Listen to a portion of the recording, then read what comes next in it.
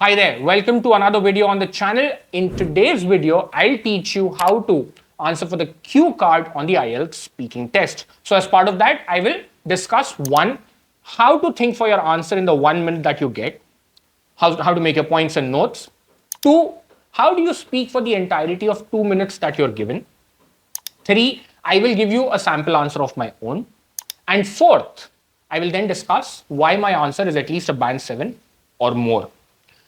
But before we get started, if you're preparing for the IELTS test to go study abroad, you can reach out and have a discussion with me on how I can help you prepare for your IELTS test as well as help you apply to universities abroad so that you can go study at your dream university. I have helped students go study at top universities such as London School of Economics, University College London, University of Edinburgh, Warwick, so on and so forth, right?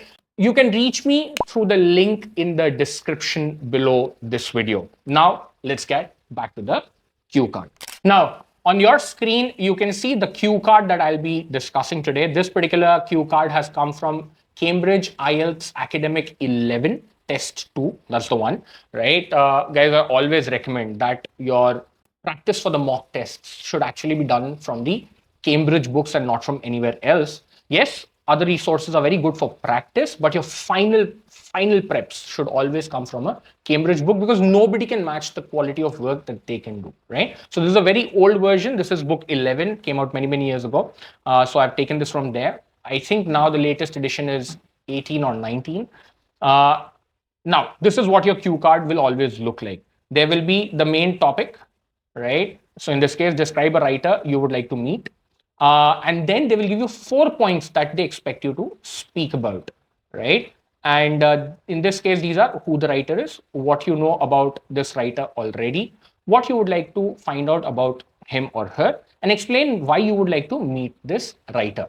The 1 minute that you get, right, in that the examiner will first share the cue card on the screen. Now today, the cue card, the speaking test is almost always taken over a video call.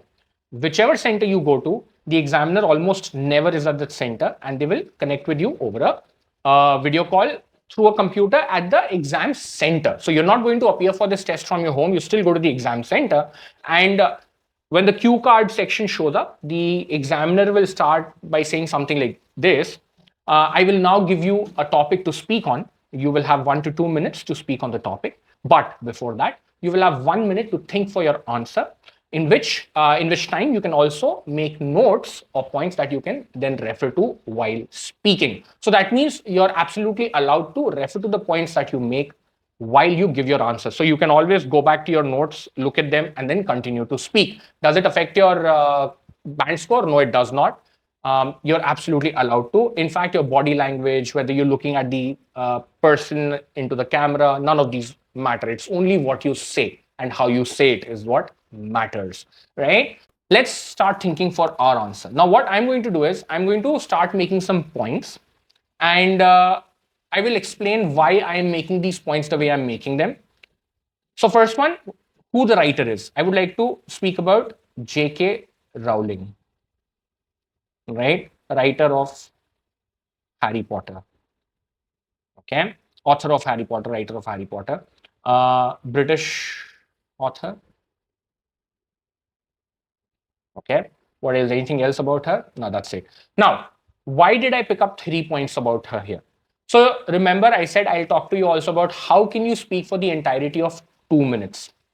Now, the biggest mistake that people make is that when they see a point, they only think of the first sentence that they're going to speak out loud when they start speaking on the cue card. So most test takers will have one sentence ready for each of the 4 points.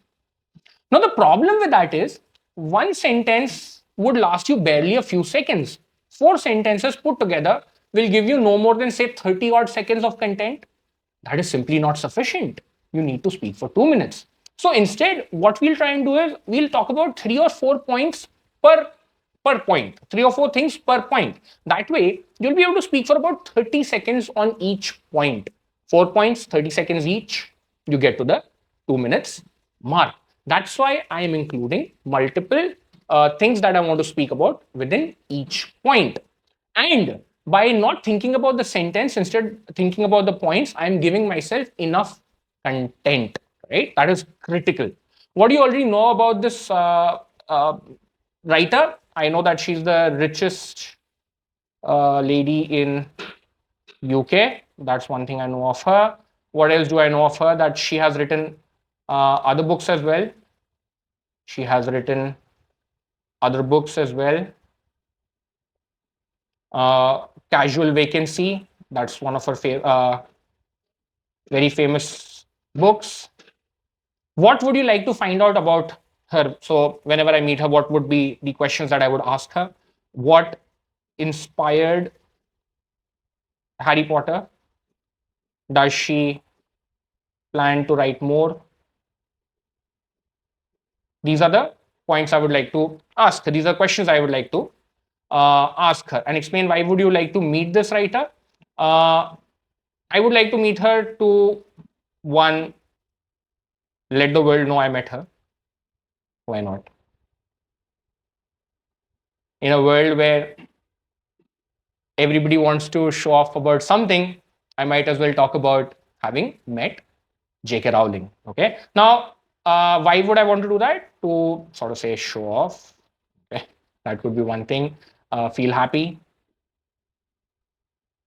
that I'm finally got to meet her, right? That's the points that I would like to speak about while talking about why you would like to meet this writer. Now, all of this has to be done in 1 minute. So a lot of people come back and tell me, oh, but how will I make all of these points in 1 minute? And here as well, listen, I've taken a lot more than 1 minute. Of course, because I'm recording a video, so I'm taking a lot more than 1 minute. But straight off the top of my head, when I'll be actually taking this test, I will be able to come up with these points. This is a habit. This does not happen in one go. So if you're not going to practice this before the test, this will not work for you. So what you need to do is you really need to start looking at cue cards and pushing yourself to think of points within that 1 minute. And you have to, like I said, stop thinking for the sentence that you'll start with. That's only going to waste your time and you'll not be able to come up with good points. Now, on the day of the test, you do not have access to a watch or a clock. You're not allowed to carry anything into the room where the interview is taken. So you will never really know how many seconds of the 1 minute are left, or when you start speaking, when will the 2 minutes be up, right? So we're going to follow the same thing here as well. I have my wife assisting me for this video.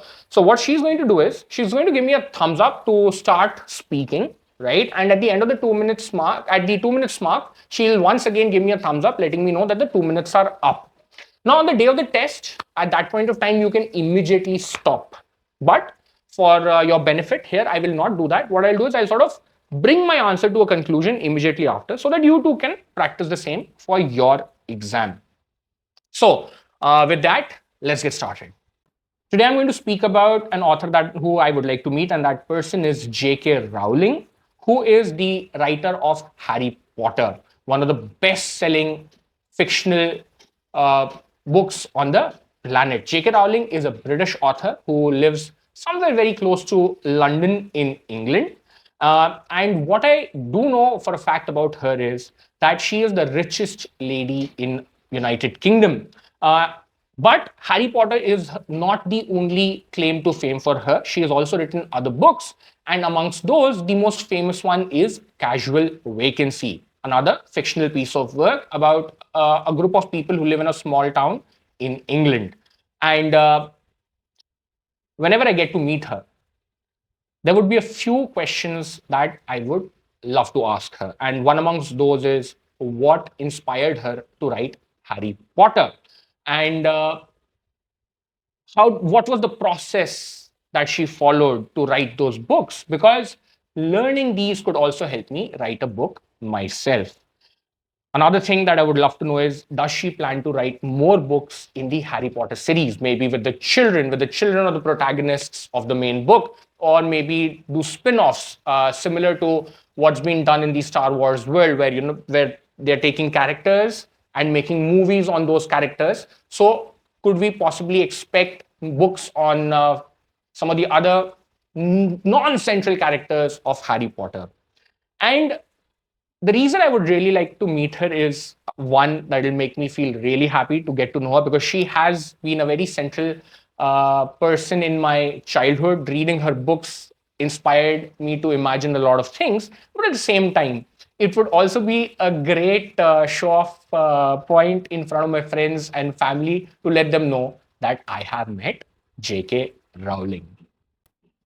Right, that was my answer. So I think I just went a couple of, I think a few seconds above the 2 minutes mark. I was almost coming to the end of my answer. So now let's talk about why my answer was band 7 and above. So let me first explain what does it mean to get to band 7. Now, most people think that to get to band 7 and above, we need to have fancy vocabulary. That is not true, right? Band 7 basically means that you are able to present your thoughts clearly on the topic given to you. Now, a person at band 7 will be able to speak on practically any topic given on the IELTS test, whether it is something that they engage with on a daily basis or not. At the same time, when they present their ideas, they will be able to do so while minimizing grammar mistakes. The mistakes are almost next to nil, okay? And using appropriate vocabulary. I keep saying this time and time again. To do well on the IELTS test, you don't need fancy vocabulary, you need appropriate vocabulary. So even if it's a simple word that people use on a daily basis, go ahead and use it if it is the appropriate word and you know how to use it. Unfortunately, thanks to a lot of misleading claims made by famous IELTS trainers who, for more views on YouTube, they will tell you that to score well on the IELTS test, you need to use some big fancy words. That is not true, okay? So my answer was one, very fluent. I did not correct myself over and over again. I did not repeat myself. I took pauses at the right places at the right time. Of course, pauses are necessary. I did not speak too fast. A lot of people think that fluency means speaking very fast. That is not true. That is so not true. You cannot take pauses is another myth, right? You have to take pauses. You're a human. You'll need to breathe. As long as what you say makes sense, is grammatically largely correct, and the words you use are correct, you will be able to score a band 7. Now, of course, you have to speak on the topic. Don't go off topic and start talking about something that is not relevant to the question at hand at all. Also, you can make a story. On the cue card, you can make claims that may not be factually correct. It is absolutely okay, right? Like, for example, I claim that she's the richest lady in UK. I'm not sure if that is still the fact or not. Somebody else may be richer than her now. But that's okay. I can make that claim. As long as whatever I say makes sense, the other person is able to understand what I'm saying. And these are the reasons why my answer is at least a band 7 or probably even more, right? Because I've not heard myself yet. I can't really give myself a clear assessment, but nonetheless, a band 7 is definitely guaranteed on that answer. Right, so that was the cue card. Now, once again, before I leave, I want to remind you that if you're looking to study abroad, you can reach out to me for the entire process of selecting your university, shortlisting your courses, making your applications, preparing for the IELTS test, applying for the visa, whether you want to study in the UK or you want to study in Ireland, Singapore, Australia, New Zealand, all of the big destinations, UAE, USA, Canada, for that matter, even Central Europe. So France, Germany, if you're looking to study in Italy, any of these countries, you can reach out to me. I have helped students apply to some of the top universities globally and also receive offers from them. How do you reach me? Through the link in the description. Do I charge for my services? Yes, of course I do. There are no free lunches. So what you can do is drop me a message, share exactly what you're looking to do, and I'll let you know what I'm going to charge you for that. And from there on, if you find that you are in a position to afford whatever fee I'm quoting to you, we can then move forward from there. Thank you for watching this video. I'll see you in the next one. Until then, you take care. Bye-bye.